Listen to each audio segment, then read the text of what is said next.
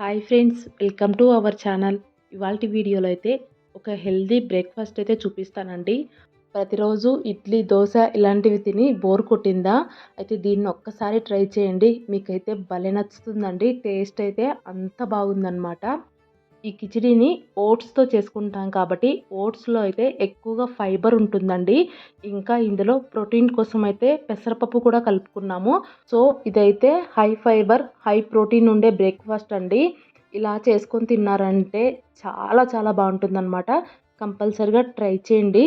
అలాగే వీడియోలోకి వెళ్ళే ముందుగా మీలో ఎవరైనా ఫస్ట్ టైం ఈ ఛానల్ని చూస్తున్నట్లయితే ఛానల్ని సబ్స్క్రైబ్ చేసుకొని పక్కనే ఉన్న బెల్ సింబల్ని యాక్టివేట్ చేసుకోండి. దానివల్ల నేను ఎప్పుడు వీడియోలు అప్లోడ్ చేసినా మీకు నోటిఫికేషన్ రూపంలో వస్తుందండి. ఇంకా ఆలస్యం చేయకుండా ఈ ఓట్స్ కిచిడీని ఎలా చేసుకోవాలో చూసేద్దాం పదండి. దీనికోసం ముందుగా గ్యాస్ పైన కుక్కర్ పెట్టుకొని అందులో 1 స్పూన్ నెయ్యి వేసుకోండి. నెయ్యి కాగిన తర్వాత ఒక పావు స్పూన్ ఆవాలు, అలాగే పావు స్పూన్ జీలకర్ర వేసుకొని రెండింటిని బాగా ఫ్రై చేసుకోండి. అవి కొద్దిగా చిటపటలాడిన తర్వాత ఒక పచ్చిమిరపకాయలని చీలికలుగా కట్ చేసి వేసుకోండి. అలాగే 4-5 వెల్లుల్లి రెబ్బల్ని చిన్న చిన్న ముక్కలుగా కట్ చేసి వేసుకోండి. ఇక్కడ నేను చేసే క్వాంటిటీ అయితే ఒక్కరికైతే ఈజీగా సరిపోతుందండి.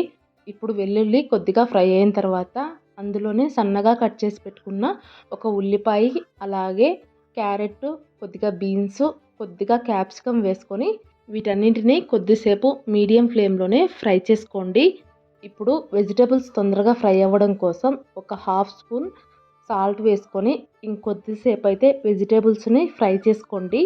కొద్దిసేపటికైతే వెజిటేబుల్స్ కొద్దిగా ఫ్రై అయిపోతాయండి. అలా ఫ్రై అయిపోయిన తర్వాత ఇప్పుడు అందులో సన్నగా కట్ చేసి పెట్టుకున్న మెంతికూర వేసుకోండి. ఇలా మెంతికూర వేసుకోవటం వల్ల మనం కిచిడి తినేటప్పుడు మధ్య మధ్యలో తగులుతూ భలే ఉంటుందండి. దీన్ని మాత్రం అస్సలు స్కిప్ చేయకండి. ఇంకా మీకు ఇష్టం ఉంటే కనుక పాలకూరను కూడా వేసుకోవచ్చండి. మెంతికూరని కొద్దిసేపు ఫ్రై చేసుకున్న తర్వాత ఇప్పుడు అందులో ముందుగానే ఒక 20 నిమిషాల పాటు నానబెట్టుకున్న పెసరపప్పునైతే వేసుకోవాలండి. ఇందాక చూపించాను కదా, ఆ గ్లాస్తో అయితే ఒక హాఫ్ గ్లాస్ పెసరపప్పు అయితే నానబెట్టుకున్నానండి. ఆ పెసరపప్పు మొత్తం వేసుకొని వాటిని కూడా కొద్దిసేపు అయితే ఫ్రై చేసుకోవాలండి.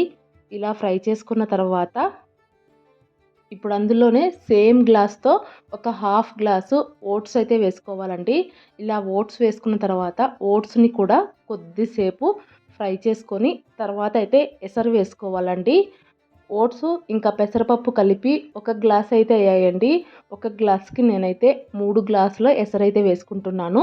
ఎసరు వేసుకున్న తర్వాత ఒకసారి కలిపేసుకొని సాల్ట్ చెక్ చేసుకోండి.